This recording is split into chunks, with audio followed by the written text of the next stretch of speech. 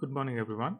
In the previous weeks of this platform technology course, we have covered various things about computers, the basics of computers, and then we touched upon some basics of data communications and networking. Today, again, we are going to look a bit more into networking specifically and identifying how larger networks are created and some of the key things relevant to building larger networks. So the relevance of how this relates to platform technologies is the main thing that we try to understand through platform technologies is how we can have various interconnected computing resources and how they can be interconnected to build larger, much more complex computing environments. So instead of having a single computer, we are going to interconnect a large number of computers and they are going to work together as a platform. So we will start with a single computer, understanding of a single computer. Then we'll go into the understanding of how these are going to be interconnected through networks. And then in the latter part of the course, we'll be looking at what are some of the specific things that we can do with such interconnected computers.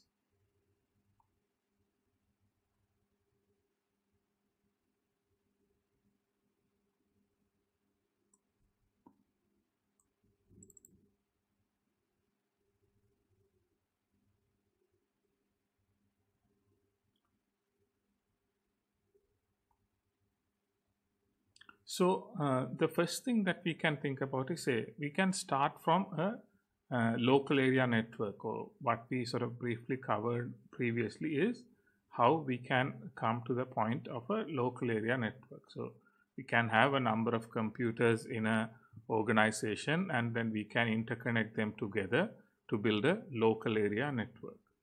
But then when organizations grow larger, when we have situations where we are having more and more larger organizations, we may span across different locations and so on. So that's when we go to the stage of much more complex LAN networks, and in some cases building them into wide area networks. So when we have such requirements, when we have organizations that are much more larger, we may have to scale up our infrastructure. So for example, we may start with a single small network in a location, but then we may add few more networks in the same location and then number of other networks coming up in different locations as well, and then all of them may be interconnected through various networks and so on. What we can think is that what are some of the ways that we can go about interconnecting these things. So with this type of scaling up of enterprise networks, we may expect these networks to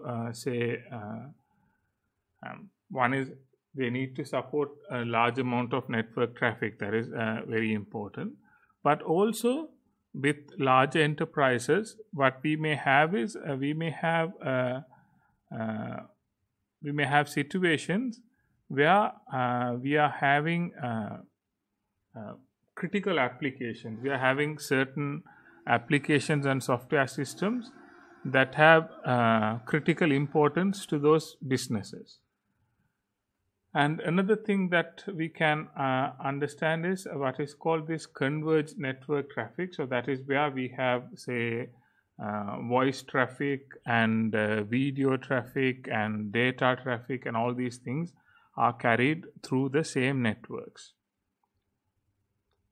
And we may also need to have different, say, business requirements. Say, if it is a medical organization, they may have different requirements compared to a university.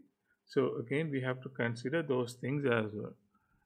And with this type of larger networks, it may be necessary that we have some level of centralized administration point. So instead of having all these different sites managed independently, separately, we may want to have a centralized management point which we can use there. So these are some of the things that we will try to achieve when we scale up our networks into larger distributed networks. So when we start with building larger networks, we will first start with building a larger network in a local area network environment. Even starting from our LANs, we will have to think about how we can improve that, how we can get some advantages in our LAN networks or when we scale up them. So one of the approaches that we would use to do this is what is called a hierarchical design model. So instead of having a simpler LAN network like a switch and a number of devices are connected to them, and maybe that is connected to a router, we would go with this hierarchical design model. So in the hierarchical design model, what we would have is say our devices and everything will be at the bottom. So that is where we would start. So these are our basic devices that we have. But beyond that, then we may also connect them to our access layer. So the access layer is all the switches that we directly connect to. All the computers and all the devices are directly connected to this access layer. So up to that part is fairly normal in any sort of network. So there's nothing special about that. But beyond that, in the hierarchical designs, what we have is two additional layers, what are called distribution layer and the core layer. So what they do is they again do some additional connectivity, but they support them to be connected in a hierarchical manner. So the distribution layer, its role is mainly how it is going to facilitate connecting multiple switches in the access layer.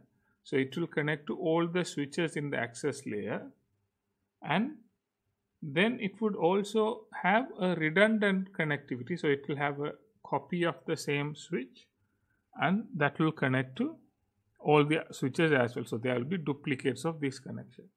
So then what we would have is these duplicates of switches will provide redundancy. Say for example, if one of these switches are going to fail, the other one will be able to continue working and network will still be active.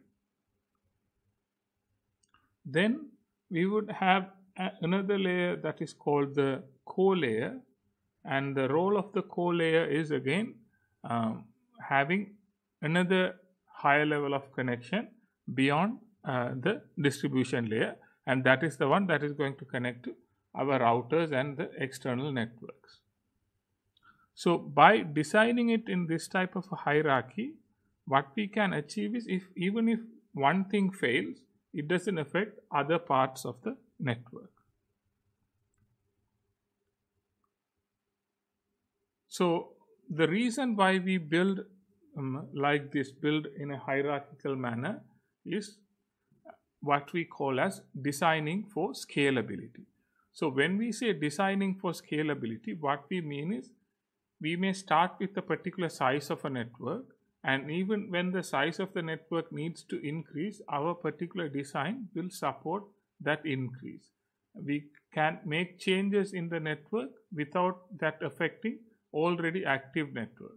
Say for example, if we already have some network that is working, that is currently being used, and then when we go about doing some more things in the network, adding some more components in the network, we can do that without the existing users being affected. So what we have here is we can have, for example, say we can have like different levels of switches. So and all of them will have some level of redundancy as well. So what we will have is,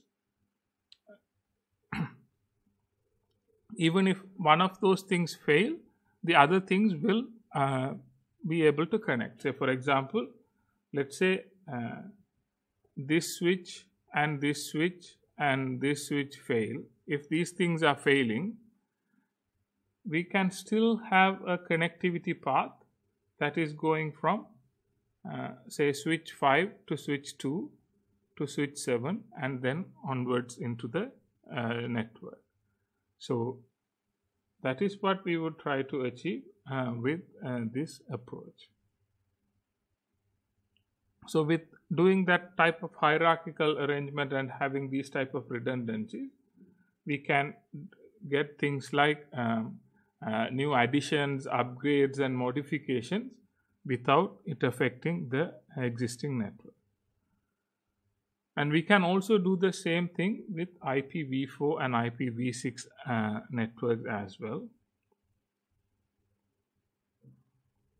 And another thing that we may do is we'll discuss some of these in a bit more detail. That is, we can combine links between switches and increase capacity, having redundant links and so on. So these are some of the reasons why we go about building these type of network designs when we want to build larger enterprise networks.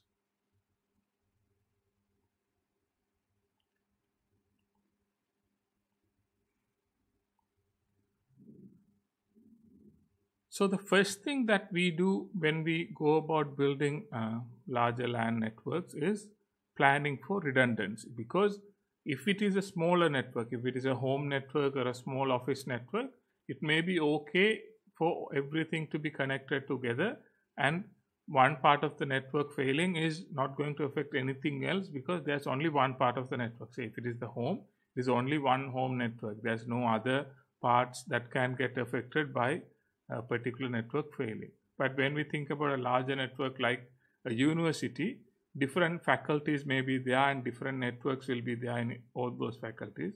If one network failing in one faculty should not affect other networks in the other faculties. So that is something that we will try to achieve in these situations. So what we would have here is what is called planning for redundancy. So that is why we will have these switches as the main switches. Say if it is the normal pathway that we have in our network, we will have a copy of that switches that is going to connect through the same network. So even if one of those pathways fails, we can always go through the other pathway. So that is the basic idea of building a redundant LAN network. That is, we have these duplicates of network devices, and they are all interconnected. So the traffic can be forwarded through all those devices across. And when we build these type of advanced networks, there may be other necessary protocols to use them, and we will not cover them in the scope of this course, but just know that there may be some additional capabilities will be needed in these devices and when we are building these type of networks.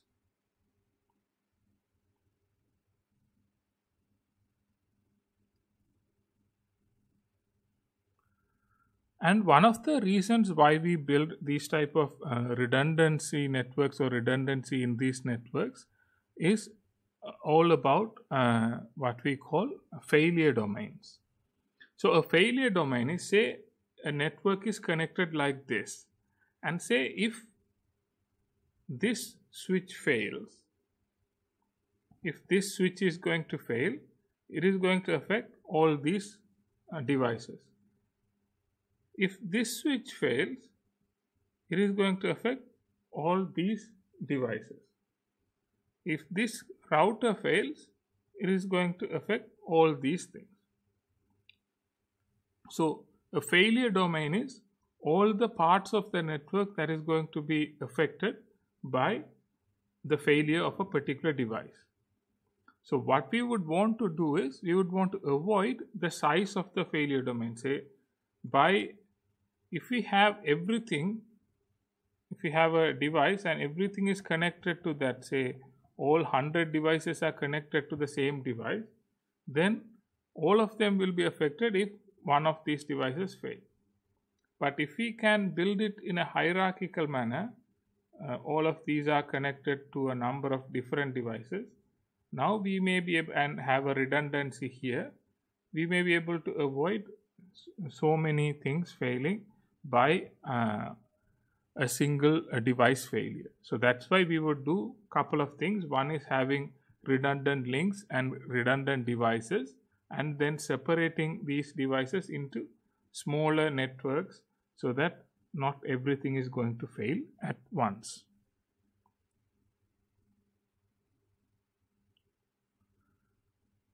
Then another thing that we would do in these type of networks is what is called some approaches to increasing the bandwidth. So again, if we think about it, if we have, say, we start with let's think about a university faculty, and the faculty starts with, say, 100 students, and they initially start with a particular network link to connect to other buildings. But then if the number of students are multiplied by 3 times, now this particular link may not be able to support the same traffic that is going across this network. So then we may have, what we can do is, we can maybe possibly add another network link and then combine these things together to create a combined link that can help us increase the bandwidth. So when a single link become a bottleneck, so that is not enough bandwidth to cover all the necessary traffic, then we may go to a aggregated link or link aggregation, where we combine a number of links to interconnect these networks. So this is again another approach that we may use when we are building larger networks to increase bandwidth to a particular part of the network.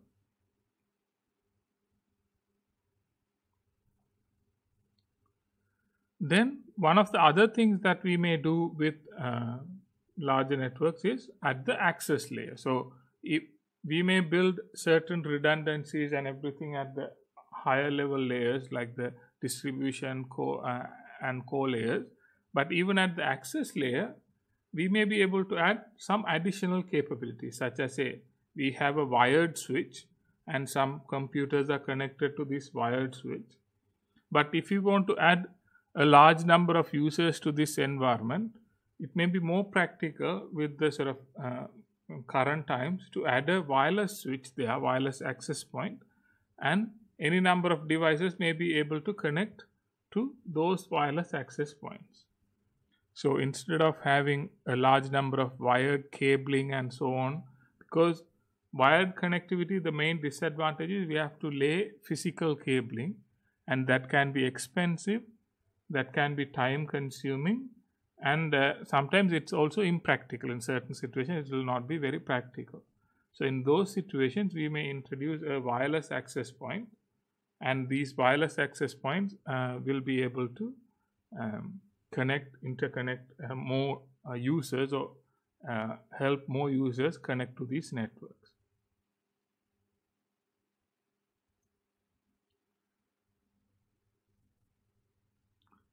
And finally, when we go about building these networks, one of the other things that we may have to do is about like improving the routing of these networks.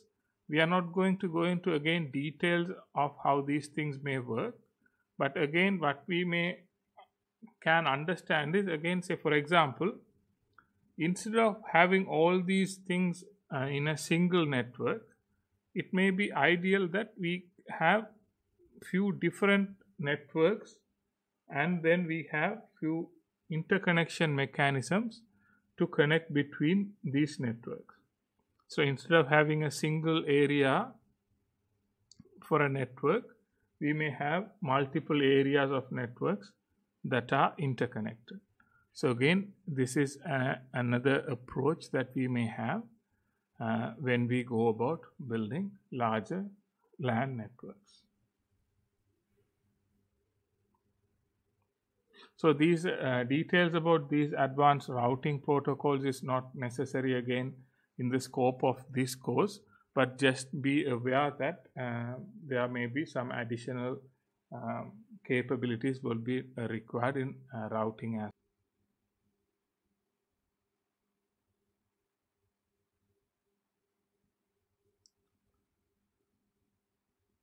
So then another concept that we may use in building large networks is what is called virtual LANs. So what we have here with virtual LANs is the ability to build multiple networks without actually having the same physical infrastructure that may be needed for that. So what we mean by that is, say, if we think about a simpler standard LAN network, for example, a physical LAN network, for example, what we may have is, say, we may have a router somewhere, and that may be connected to a number of switches, and each of those switches will be connected to these devices. So here the devices are segmented, or the network segments are based on these. This has to be one network, this has to be one network, and this has to be one network. But what we may have in certain organizational requirements is, say for example, maybe let's take the example of a university. So in the university, different people from certain different departments or different organizational functionalities may coexist in different spaces. So if we take, for example, like in the university, there will be some academics who may belong to a particular type of users. There will be students, they may belong to a particular type of users. Then there may be people in a finance department, again another different category, administration, another category. So all these people may have to coexist in the same part of the building, and they may be spread across different buildings of the university. So in a physical networking sense, what we may have is, say, I may be a user sitting in this part of the office, and the user who is sitting next to me, same part of the office, so physically the same network, but in some ways they may be considered they are part of a different part of the organization, so may be needed to be part of a different network. So if there is a finance department network and an administration department network, we may have to put them in different networks. But then having different physical infrastructures between these users may be very difficult, because like in a typical physical infrastructure, we will only separate them by sort of the geography or the physical location of the network. It will be very impractical to have two switches separating two user groups in the same building area. It will be unnecessary and expensive, so it may not be ideal there. So what we can do there is, say, if there are different users, even when they are spread across different parts of the building, so what we can do is we can segment them into what is called a virtual LAN. So in these virtual LANs, we may be able to separate these different users in different groups. So users can be grouped together, and even servers can be grouped, and they can be added to the same network. So what we can have is, in different parts of the network, we can select different resources and say all of these are part of a single network.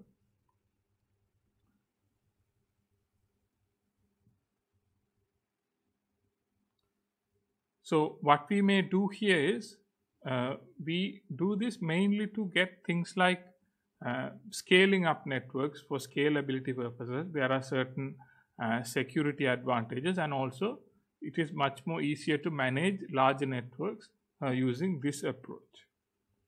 So what happens is, at a switch level, each switch is going to separate these networks uh, into different sub-networks.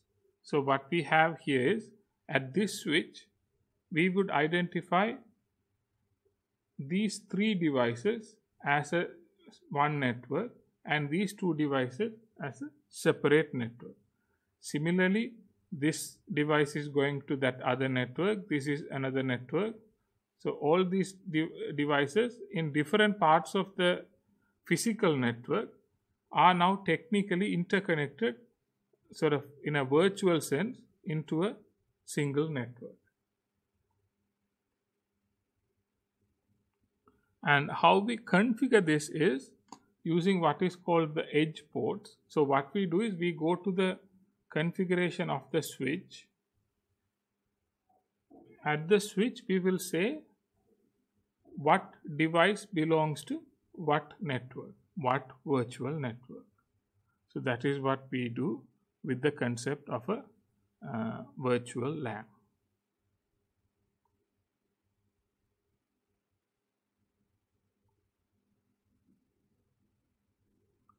So what we may have is, with a single switch, it may be possible for us to have more than one virtual LAN, more than two or more virtual LANs interconnected to the same switch.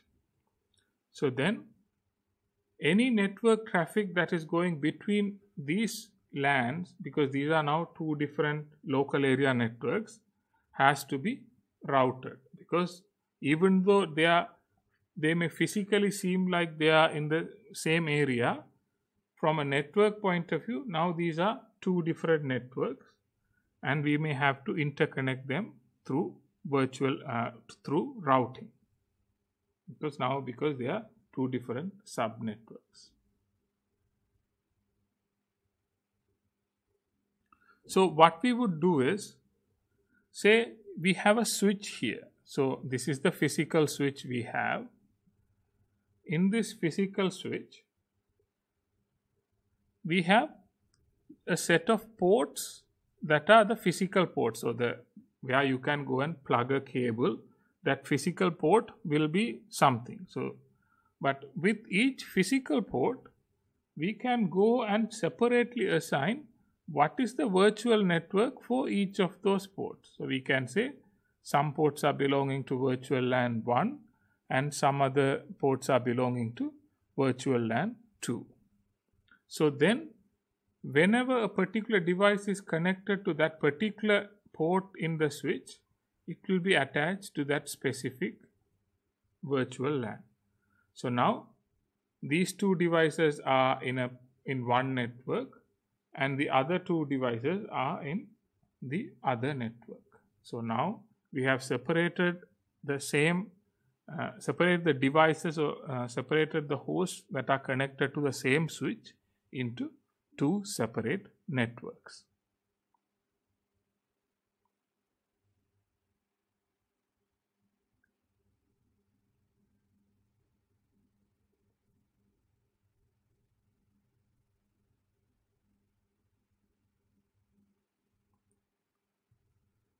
And one of the other things that we would get with virtual LANs is what is called this limitation of broadcast domains.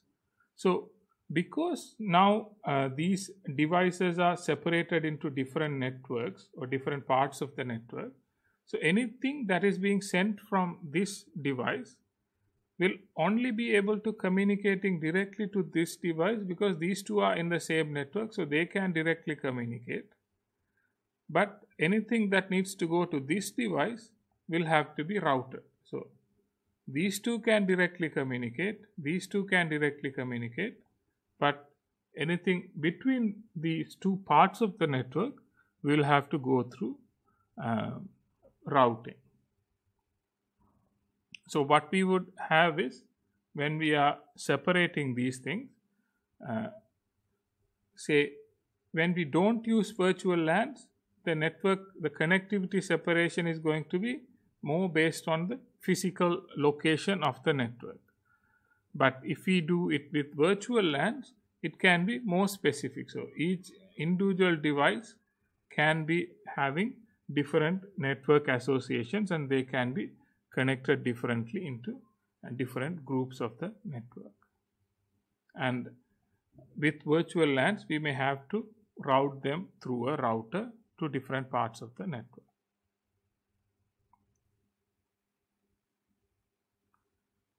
And when we are connecting multiple virtual LANs across switches, say for example, when we build larger networks, say this is one part of the building, this is another part of the building, so different parts of the building, and each of them can have different departments. Say sales department can be in two parts of the building, the engineering department can be in two parts, finance can be in two parts of the building.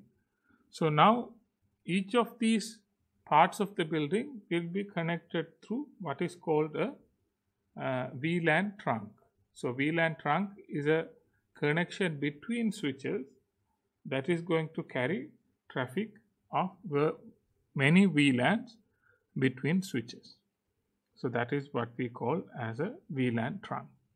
So what we can have is, it's not just only on a single switch we can have multiple virtual networks. We can spread them across different switches as well, and that information will be carried through using these virtual LAN networks.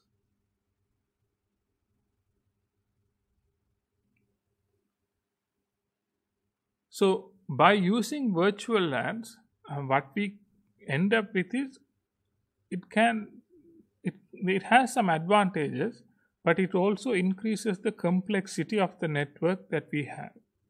So now what we have is, we will have a much more complex network, because we have much more complex configurations, because all these associations to say this network port is VLAN 1, this network port is VLAN 2, and so on, will be some additional complexity. So we have to make sure that all these things are managed properly. So whenever we are interconnecting something new, when we are disconnecting something, we have to always be mindful that it is understood properly and it is configured properly. And also sometimes it may lead to a situation of what is called VLAN spaghetti, where we create too many sub-networks, too many groups, and it becomes a much complicated when we are interconnecting these things. Because there's not a lot of physical effort is needed, it is all just configurations. It is much easier for us to make it unnecessarily complicated, and at the end it may affect the way our network is functioning. So that is something we have to be mindful when we are building VLANs. So there are some advantages, there are some reasons we may use, so we can interconnect multiple networks without having the physical infrastructure for that. So we can separate, for example, IP phone networks separately, different net departments separately, and so on. But it is those are some advantages. It's a good thing, but we may want to avoid doing things like, because it is a configuration, so we go on adding more and more complex configuration, so on. That is something we may want to avoid, because just because we can do it, it's not something we should be doing it.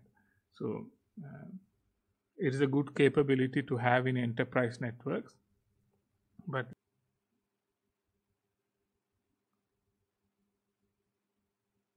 now let's look at what we may have to do when we are thinking about choosing these when we are building these networks and choosing various devices to build these networks, particularly keeping in mind that we are trying to build scalable networks, or networks that can scale up in enterprise environments.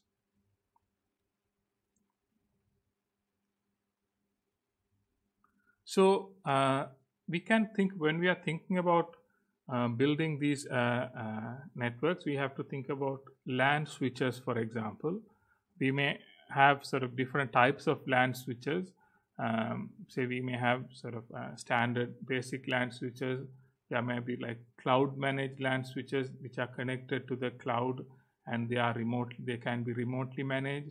When we are having data centers, there may be different type of things may be needed. When we are building, like it's a service provider, like an internet service provider may need different requirements. And when we need to have these virtual networks, virtual LANs, then we may need certain other capabilities in these switches to support that, because especially in the case of virtual LANs, we have to configure that in a switch to say what port is which VLAN. So those capabilities need to be there in the switches. So that's why we cannot have virtual LANs in all type of devices. So those has to be supported by the particular switch. So then when we are considering what type of switch we may use in a particular network, we may again think about things like what is the configuration, how we are interconnecting them, how they are physically going to be mounted. Are they going to be in server rooms? Are they going to be mounted overhead?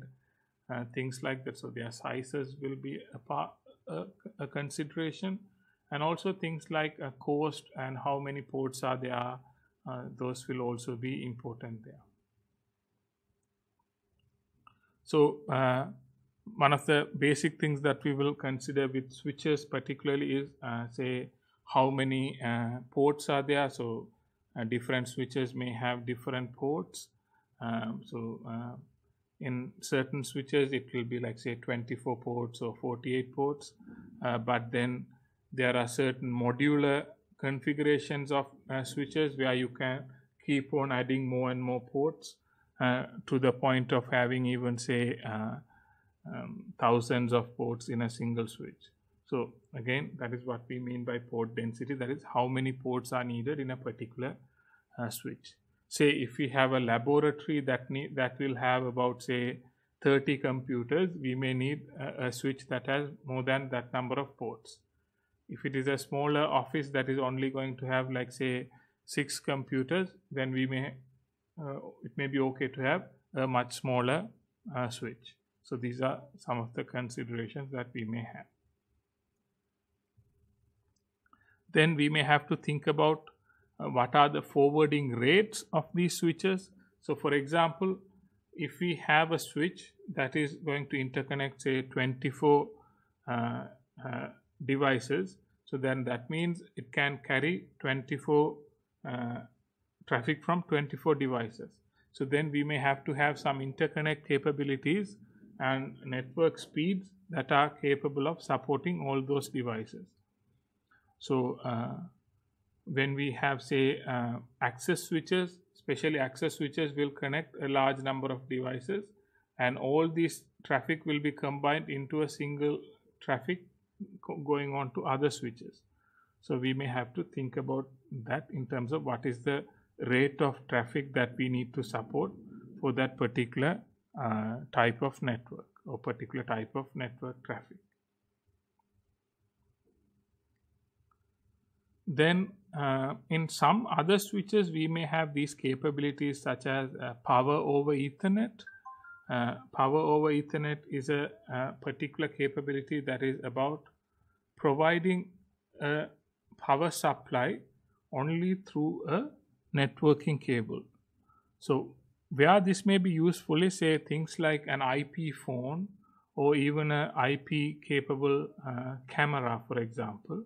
You may not need to have a power connection there. Say for example, if it is a wireless access point that is normally mounted on the roof of the building, you don't need to have any particular power switches, power access points there. You can just connect a network cable, and the power that is necessary for that device can be carried on using what is called the power over Ethernet. So power is also supplied through the same Ethernet cable.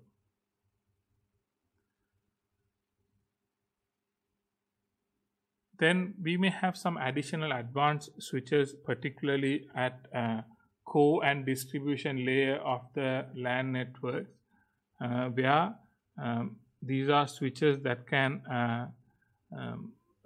sort of multi-layer switches that can work in like say some switches will work in layer 2, but we may also have layer 3 switches. So again, this is an advanced level capability that we may have to have in certain larger network environments. And finally, we may have to think about what are some of the things that we may have to have in routing hardware. So switches and they are important in networks, but when we are interconnecting networks, they may have to interconnect through routers. So there we may have to think about how we are, how many sort of networks are it supporting, whether it is interconnecting locally or whether it is interconnecting to a service provider or whether it is interconnecting to a wide area network.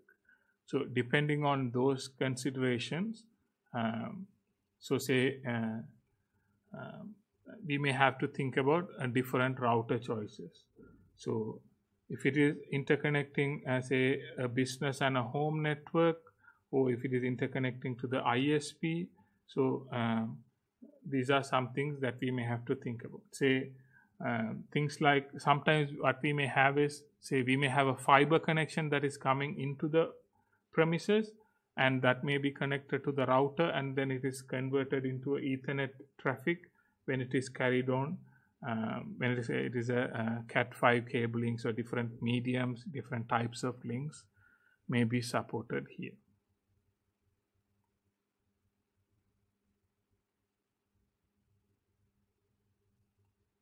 So the routers are mainly needed for things like because they are going to interconnect multiple local networks, and particularly in the case of virtual networks, again it is going to connect, say, groups of users in this type of logical networks are also interconnected. And routers play an important role in providing security, so by separating different user groups, and also sometimes interconnecting different geographically separated networks into the same network. So that is also something that would be expected from routers. So again, these are some of the considerations that you may have when you are choosing these networks. So then finally, once you have these networks, once these network devices are there, then you may have to have certain approaches in terms of managing them.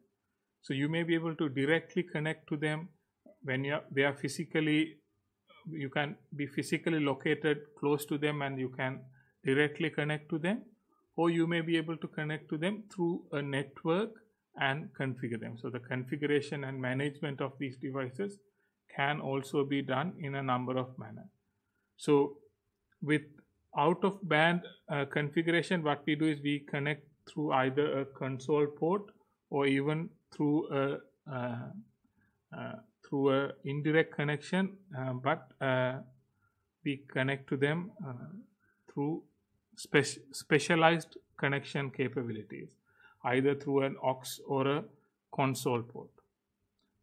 Alternatively, what we can do is in band configuration, we just connect through the same IP network. So the same IP network these devices are attached to, the switch or the routers are attached to, we may use the same IP connection and directly connect to them and control them and configure them.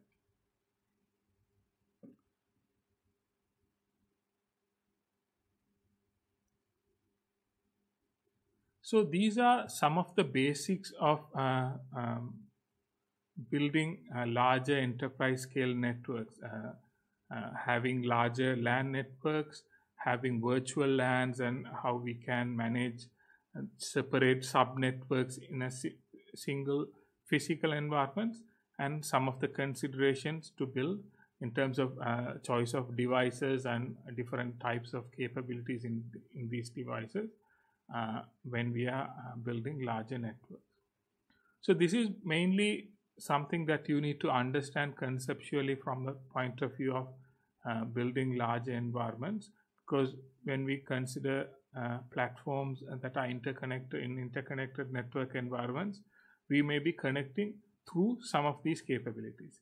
Even if we are not going to build these networks in the scope of this course, we will be connected to these type of networks, and we have to be mindful of that when we are communicating through these networks. So that's all we have to cover mainly for the today's content. Are there any questions from what we have discussed so far?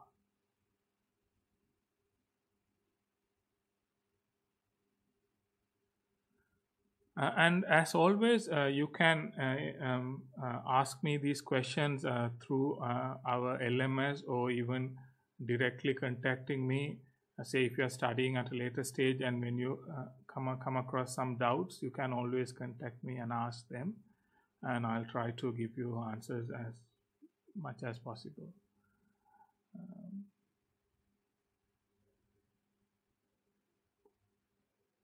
So if there are no particular questions, we may conclude the lesson for the day, and we'll meet next time around same time.